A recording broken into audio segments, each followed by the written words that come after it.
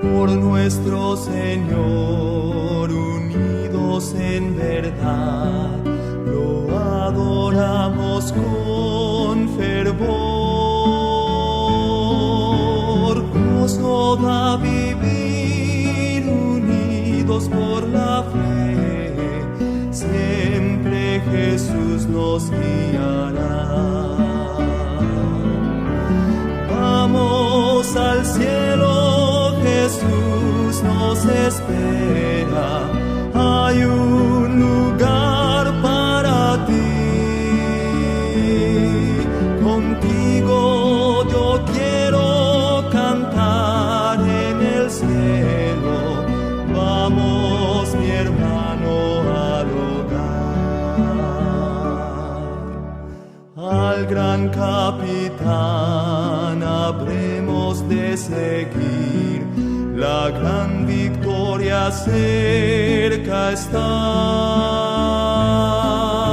Sin vacilación al cielo vamos ir, que nadie falte allá.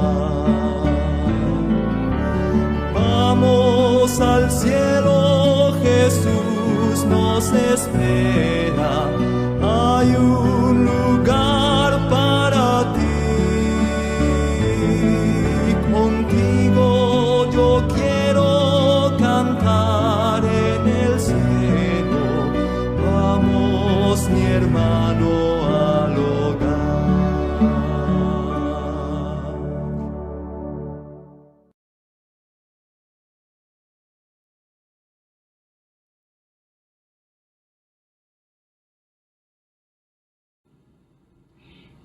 Muy buenos días, bendiciones en el Señor grandemente para cada uno de ustedes, que tengan un lindo sábado y más que todo una mañana bendecida en el Señor.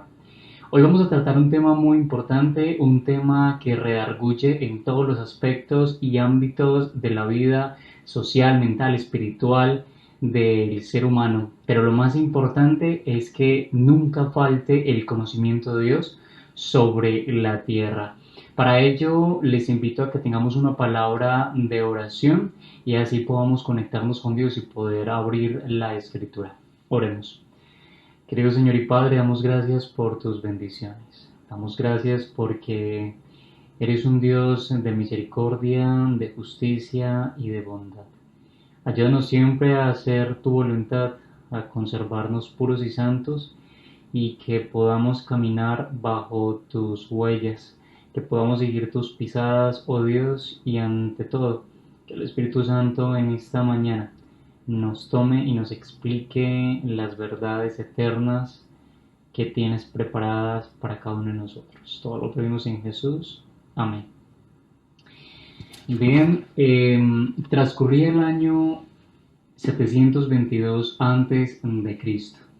En el antiguo cercano oriente se movilizaba una de las tropas más grandes del mundo en sistemas de ejércitos, los asirios, gobernadas y sobre el mando de Salmanasar I, capitán, rey, dios de ellos, y se movía entre miles y miles de soldados que estaban intentando conquistar pueblos, naciones, derrocar imperios para así expandir el reinado de los asirios. Hay dataciones arqueológicas e históricas que plantean que dentro de algunos lugares o sótanos del rey Sargón I se encontraron hasta 20 toneladas de armamento, diría yo que podríamos estar frente a uno de los mayores imperios conocidos por el mundo, e Israel un pequeño pueblo sencillo de pastores, de humildes personas y hace unos años atrás esclavos, pero ahora se enfrentaban a mileniales guerreros solamente entrenados para la guerra, y lamentablemente no conocían y no sabían cuál sería su fin como una pequeña nación. El libro de Segunda de Reyes, el capítulo 17, nos narra esta historia. Se dice que los asirios fueron los primeros en formar armas con hierros antes que los romanos. De hecho, tenían aleaciones especiales e importantes dentro de sus armazones, caparazones. Fueron los primeros en crear los arrietes para destruir murallas. Eran expertos en la guerra porque su deseo vital era lograr conquistar las pequeñas naciones aledañas a su imperio y así poder controlar el mundo. Segunda de Reyes 17:1 dice: en el año 12º de Acaz, rey de Judá, Oseas, hijo de Ela, comenzó a reinar en Samaria sobre Israel y reinó los últimos 9 años del reinado del norte. Sabemos que por 112 años estuvo el pueblo unido, tanto Israel del norte como del sur, en un solo imperio bajo el reinado de Saúl, que empezó en el año 1043 a.C. Pero sabemos que no era la voluntad de Dios que hubiesen reyes gobernando a Israel. No era el plan de Dios, pero lamentablemente a veces vamos en contra de la voluntad del Señor y es donde empezamos a observar las consecuencias. 112 años de paz y tranquilidad hasta que en el año 931 a.C. se dio la división del reinado. Después de la muerte de Salomón, su hijo Roboam debía empezar a reinar sobre el imperio, pero Jeroboam, que también era un punto importante desde la fuerza militar, deseaba tomar su poder para poder controlar a Israel. Así que Israel se dividió en el año 931, 10 tribus hacia el norte y 2 tribus en el sur. Por eso quedó dividido y empezó el periodo del reinado de los reyes. Segunda de Reyes 17:7 dice que las cosas que sucedieron a los hijos de Israel fue porque pecaron contra Jehová, porque este Dios los sacó de la tierra de Egipto, la tierra de esclavitud, pero hicieron cosas que deterioraron el nombre de Dios. El capítulo 17, el versículo 17 nos cuenta lo siguiente: hicieron pasar a sus hijos y a sus hijas por el fuego, se dieron a adivinaciones y agüeros, se entregaron a hacer lo mal ante los ojos de Dios.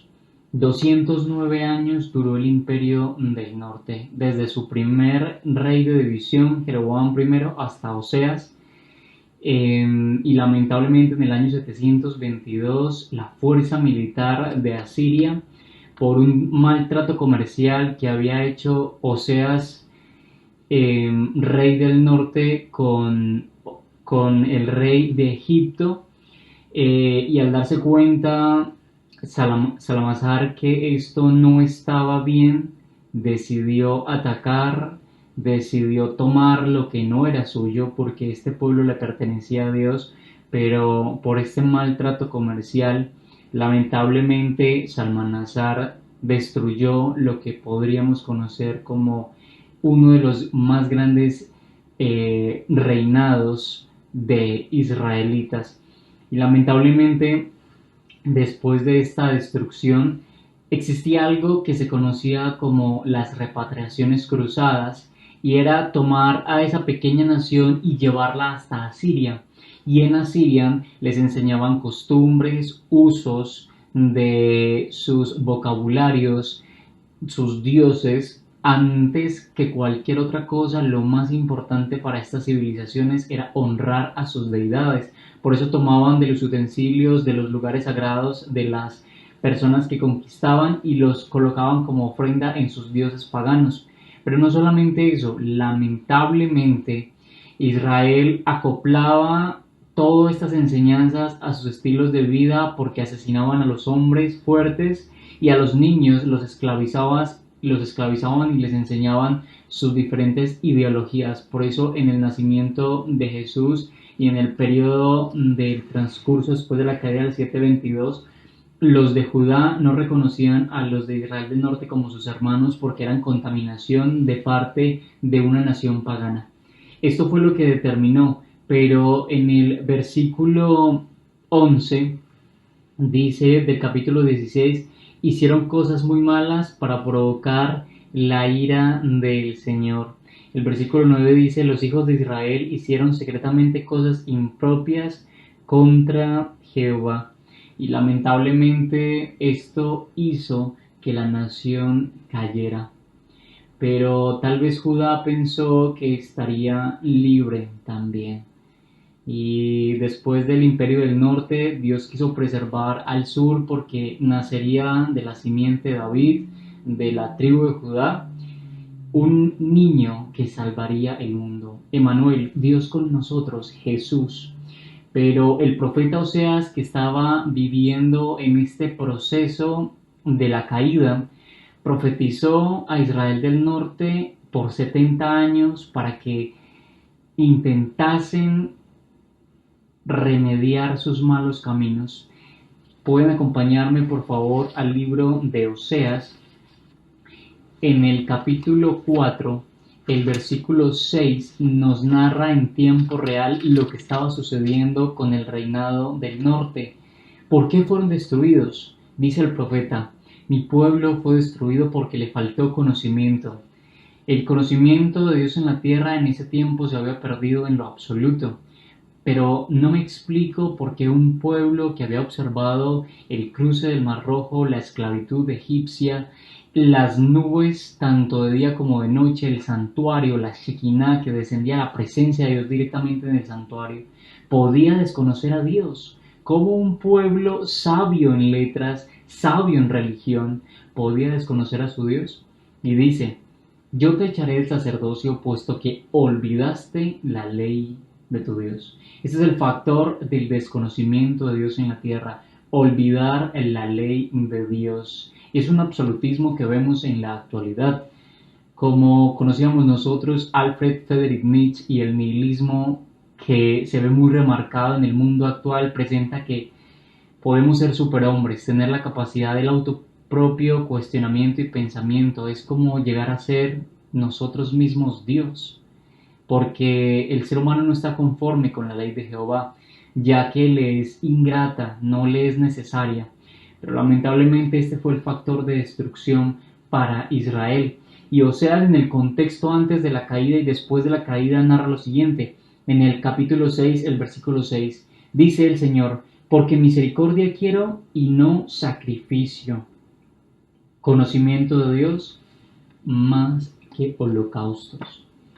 Algunos se han planteado si tal vez el sistema de sacrificios de parte de los judíos era un sistema necesario. Tal vez era un sistema que pudiese realmente llegar al corazón de la persona, pues para el año 722 los israelitas únicamente creían que cuando pecaban en la mañana podían dar su sacrificio y si pecaban en la noche daban su sacrificio. A mayor capacidad de bienes económicos tenían la mayor capacidad de pecar porque podían sacrificar ovejas. Se volvió, diría yo, un negocio social el tema del pecado. Y en la actualidad lo vemos también así. No son tus diezmos los que te salvan. No es la manera en que te comportas frente a los demás. Es lo que haces en silencio y en secreto frente a Dios y también creyendo que su presencia no te está observando. Es lo que haces y lamentablemente lo que llevamos no solo a la acción sino al pensamiento humano, el estilo y los estados de la conducta. Muchos de los cerebros humanos que hay sobre la tierra, muchos de nosotros como personas hemos descuidado en muchos aspectos estar en conexión con el cielo constantemente. Perdemos la ley de Dios. ¿Saben algo muy interesante que hizo David en el Salmo 119? Es un acróstico perfecto perfecto enmarcado en las letras del alefato hebreo. Y lo más interesante es que cada 8 capítulos, si ustedes observan en la parte de arriba, está el nombre de la letra y sus 8 capítulos inician con esa letra.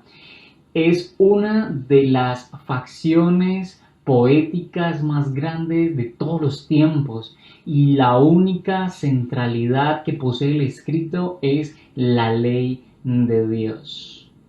Es únicamente la ley de Dios la que puede llevar al ser humano a conocerse a sí mismo, pero la ley no la cumplimos nosotros porque somos santos. La ley la cumplimos en Jesús. Jesús cumplió lo que no pudo hacer Adán, representando a la humanidad. Y por eso necesitamos conocer a Dios. El profeta en Oseas 11, el versículo 1, hace algo que llamamos nosotros como un puente hermenéutico. Intenta unir el Antiguo Testamento con el Nuevo Testamento. Sabemos que desde Malaquías hasta Mateo hay algo que llamamos periodo intertestamentario. Son 400 años donde hubo completo silencio por parte de Dios a través de los profetas. Y en estos 400 años aparecieron muchos falsos escritos, pero Oseas intenta hacer esa conexión de ese lapso de tiempo. En el versículo 1 dice: cuando Israel era muchacho, yo lo amé, y de Egipto llamé a mi hijo. Cuanto más yo los llamaba, cuanto más se alejaban de mí. A los Baales sacrificaban y a los ídolos quemaban incienso. Como Israel era un pueblo rebelde, a veces nosotros también somos rebeldes y decidimos serlo, pero también podemos cambiar nuestras actitudes, porque la conducta del ser humano es muy variable, pero yo diría que esta variabilidad la debemos depositar en el Señor. Y este punto profético que encontramos en Oseas 11.1 se demarca en el libro de Mateo, el capítulo 2, el versículo 15. Recuerdan que después que Herodes intentó matar a todos los niños, en un sueño son visitados sus padres, especialmente José, para que fueran a Egipto. Es la representación nuevamente de ese proceso de esclavitud que habían vivido los israelitas y que lamentablemente no habían podido salir de estas prácticas humanas. Por eso cuando dice el versículo 15, estuvo allí hasta la muerte de Herodes para que se cumpliera lo que dijo el Señor por medio del profeta, cuando dijo: de Egipto llamé a mi hijo. Juan capítulo 1, versículo 11, nos presenta el motivo de la instancia del Señor en esta tierra, y es salvación para la humanidad, para absolutamente todas las personas. Pero lamentablemente Juan, uno de los escritores sinópticos de los evangelios, narra lo siguiente en el versículo 11: a los suyos vino, pero los suyos no lo recibieron. Lamentablemente, Emmanuel, Dios con nosotros, fue rechazado por Israel, pero ahora era Israel del sur. Ese pueblo que había preservado por 1000 años para que estuviesen con tranquilidad, llevando a cabo los propósitos de Dios, para que cuando llegase el Mesías estuviesen preparados, pues no estaban listos para aceptarlo.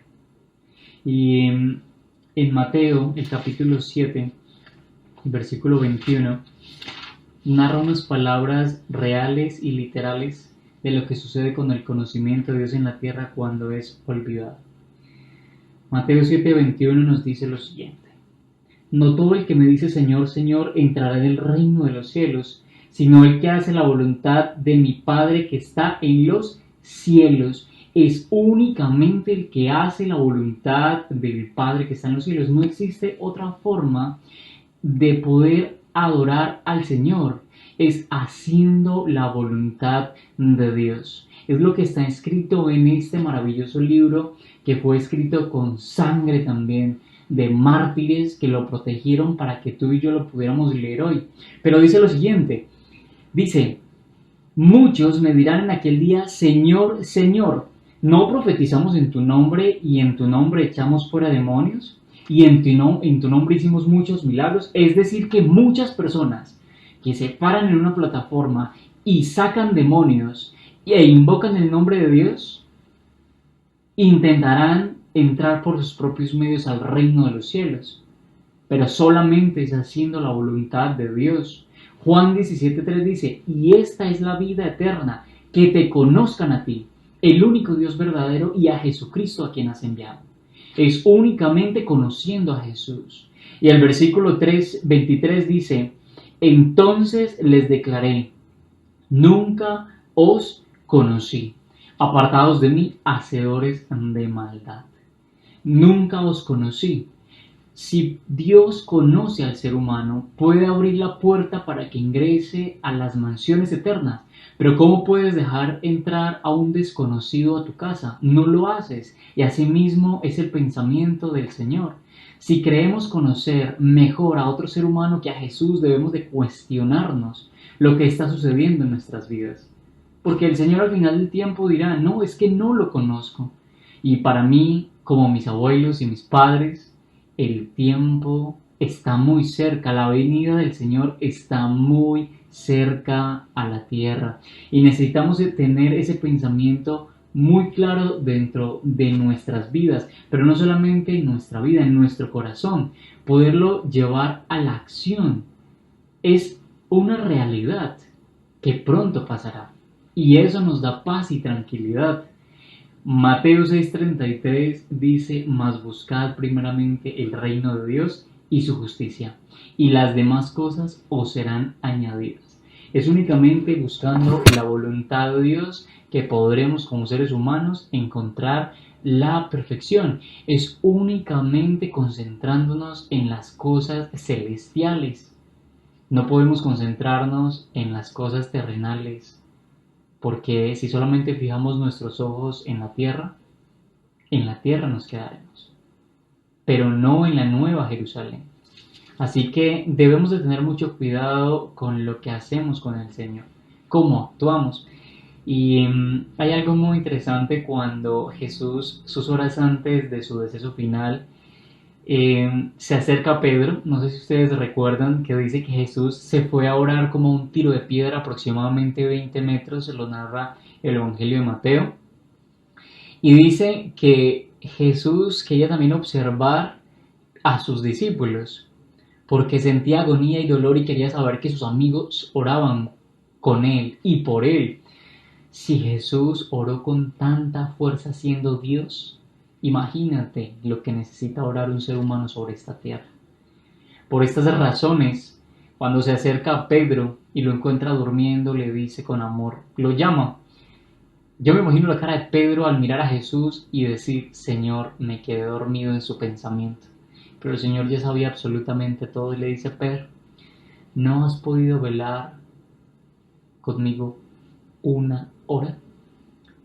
Desde los géneros literarios de interpretación podemos observar que este relato fue dado por dolor, fue narrado con tristeza, pero no solamente eso, fue vivido con tristeza.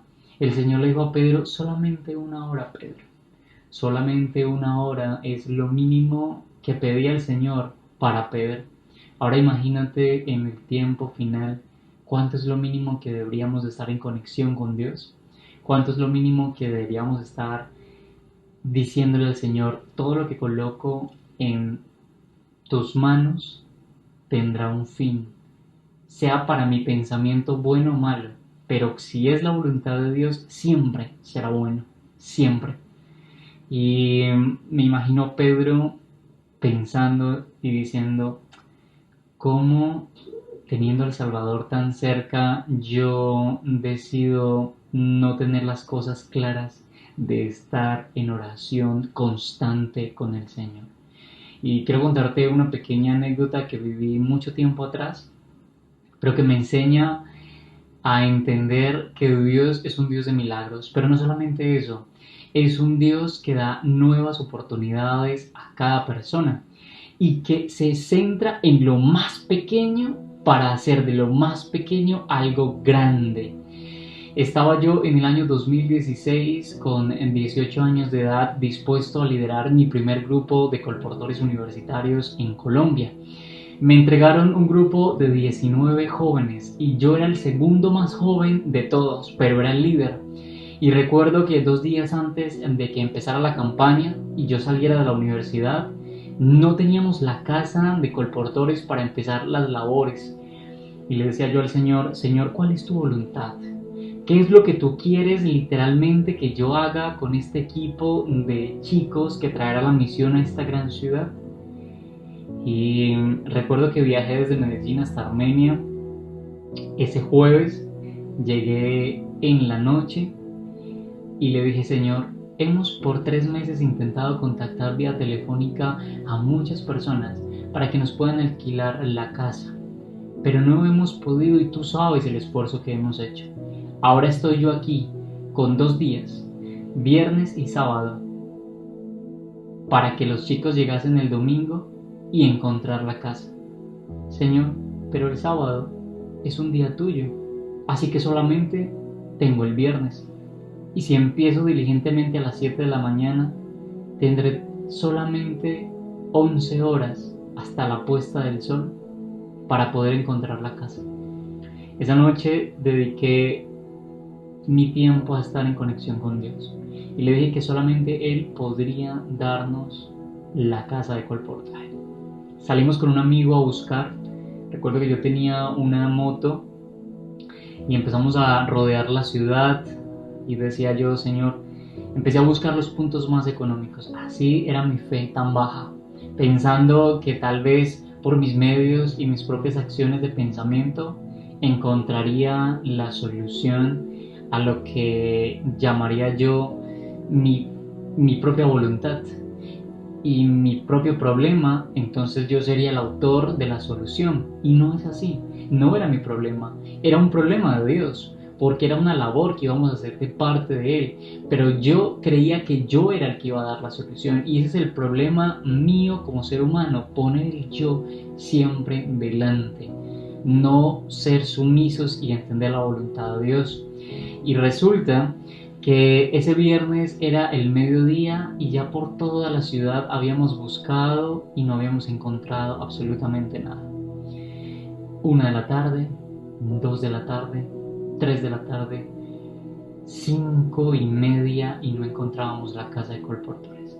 Los pasajes estaban comprados, los pedidos de libros estaban listos, los chicos me preguntaban que cómo estaba el lugar, que cómo observaba la ciudad, yo siempre dándoles ánimo, pero nunca les conté que no teníamos la casa a tan pocas horas de su llegada. A las 5:45 veo un letrero en el centro de la ciudad, ya que los colportores trabajan en el comercio principalmente y en los barrios aledaños. Pero dije yo, Señor, en el centro de la ciudad. Cuando observé el letrero grande decía se vende, y yo, no se vende, se alquila, y el Señor nos va a dar esta casa. Era una casa de 3 plantas, Decía yo, Señor, solamente necesito una planta de esa casa. Cuando llamé, le dije al Señor, muy buenas tardes, estoy interesado por la casa que tienes en tal dirección. Y me dice, claro que sí, si quieres puedes venir aquí a mi casa y conversamos los precios. Yo no le dije que iba a comprar la casa, pero tampoco le dije que le iba a alquilar, solamente le dije estoy interesado en la información. Cuando llegué ya iban siendo la puesta del sol y le dije a Dios, Señor, ¿qué debo hacer? Recordé ese texto cuando Jesús estaba hablando con sus padres y les dice que en los negocios de mi Padre me conviene estar. Pensaba yo, Señor, ¿será que lo que vamos a emprender ahora como colportores realmente necesita que esta persona conozca en sábado la verdad? Así que cuando me acerco le digo a él todo el proyecto, le comento todo el proyecto, le digo que queremos hacer un bien a la sociedad. Este hombre, sin conocerme, ese día me entregó las llaves de la propiedad, sin haberle dado un peso, un solo peso colombiano, y tenía en mis manos las llaves de un inmueble que había sido remodelada completamente para la venta.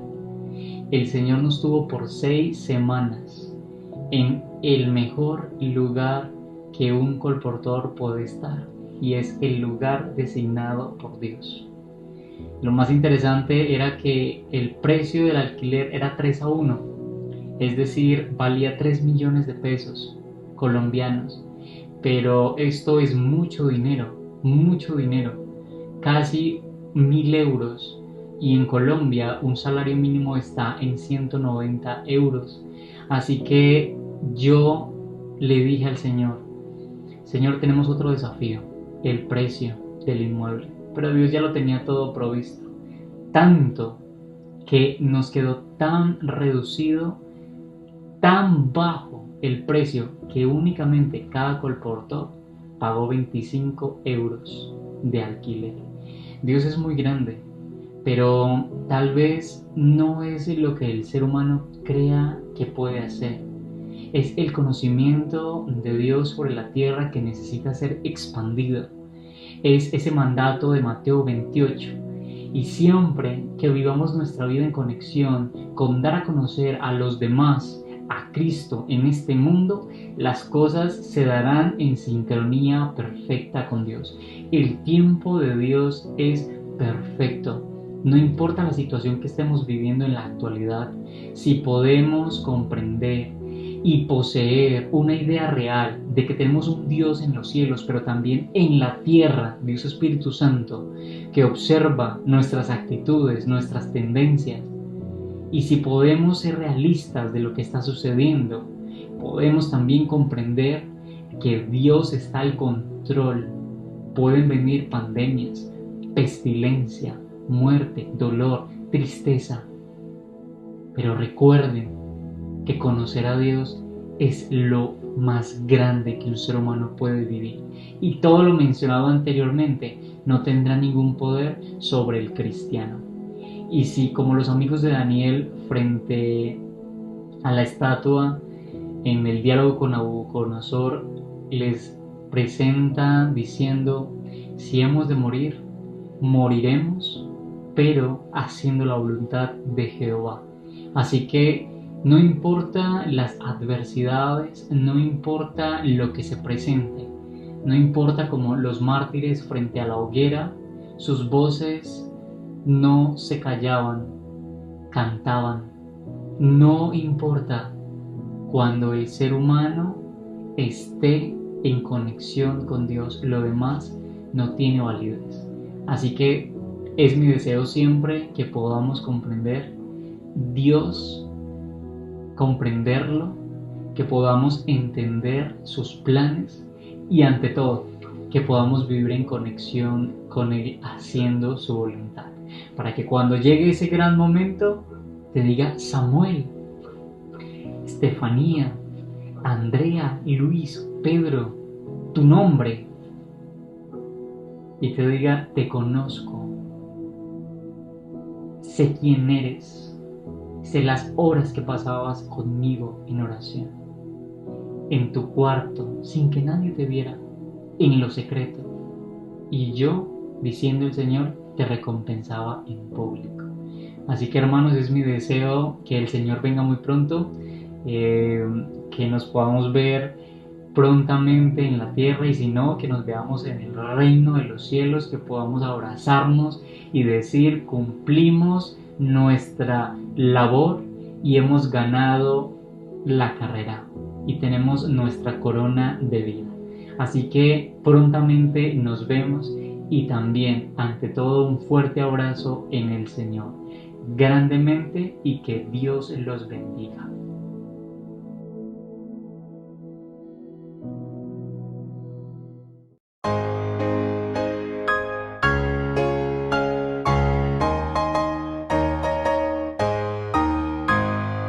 Todas las promesas del Señor Jesús son apoyo poderoso de mi fe. Mientras luche aquí buscando yo su luz, siempre en sus promesas confiaré. Grandes las promesas, fieles las promesas, todas promesas del Señor ha dado, grandes las promesas, en ellas yo por siempre confiaré. Todas sus promesas